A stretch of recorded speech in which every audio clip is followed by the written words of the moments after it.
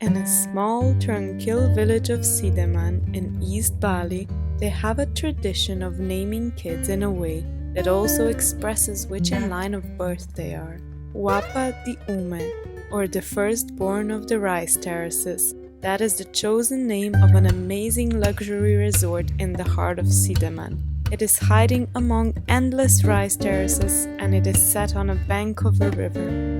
A place that built only 40% of their land and planted greenery on the remaining 60. A little miracle that blew my mind away and gave me a holiday climax like never before. Welcome to one of my favorite memories from Indonesia. Presenting to you Wapa di Ume.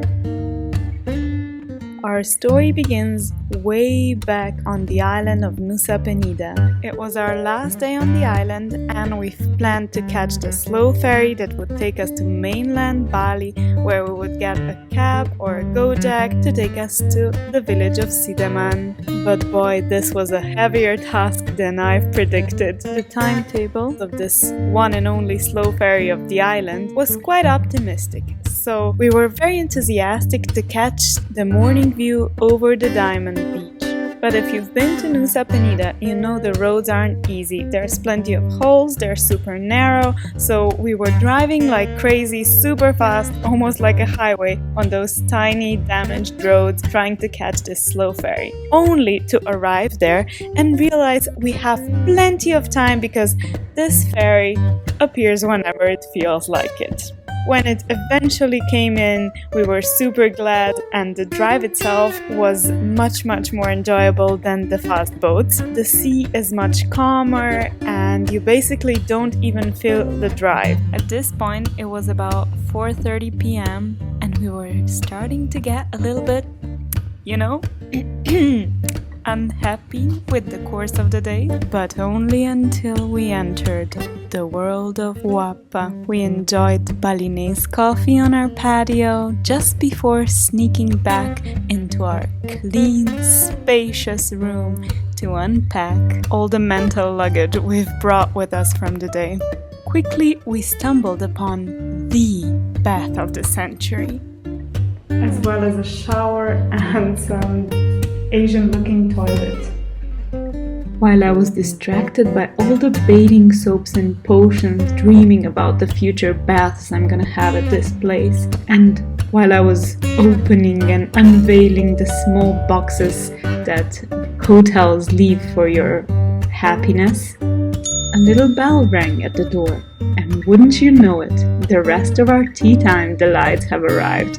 Is it just me, or are we feeling a little bit spoiled yet? I know, we're not quite there yet. I mean, at least not without a massage. I mean, who can say they're spoiled without a massage? So that's exactly what we booked next. A spa package for two with their signature, one and only, the flower bath. It's not easy trying to take advantage of all the activities a resort had to offer in only 2 days' time. You know what I mean? So early morning, we started with a yoga session at 7 a.m. with the local yoga guru that only visits twice a week. In the shade of the bamboo hut, surrounded by birds singing, we counted our breaths and relaxed our whole bodies. And literally ran straight to our 4-course breakfast waiting at the terrace overlooking the rainforest.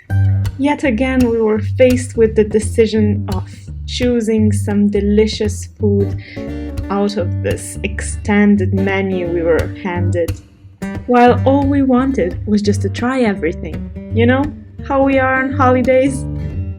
Barely finishing our food, we had to yet again redress and run to catch the so-called cultural experience we signed up for. A cultural experience? What could this be? Was what we were asking ourselves as well.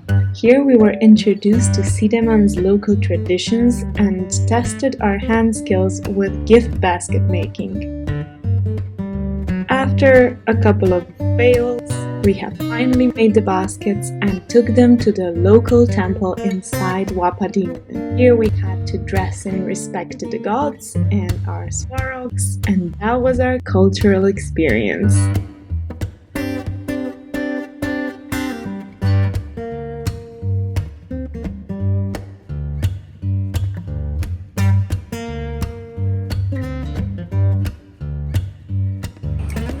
This is our gift to the gods. At the end of our cultural experience. And finally, I got to enjoy the bubble bath I was dreaming about all along. We woke up before sunrise to catch the first glimpses of sun, and that opportunity we devoted to exploring the rice fields of Sidemen surrounding our accommodation. We finished our first activity with some delicious breakfast with a view for the last time, unfortunately. Some avon toast and some poached eggs to regain energy for our short safari trip, where we visited a spot with beautiful view over the valley, and we visited a snake fruit farm. This place also competes in coffee production out of snake fruit seeds.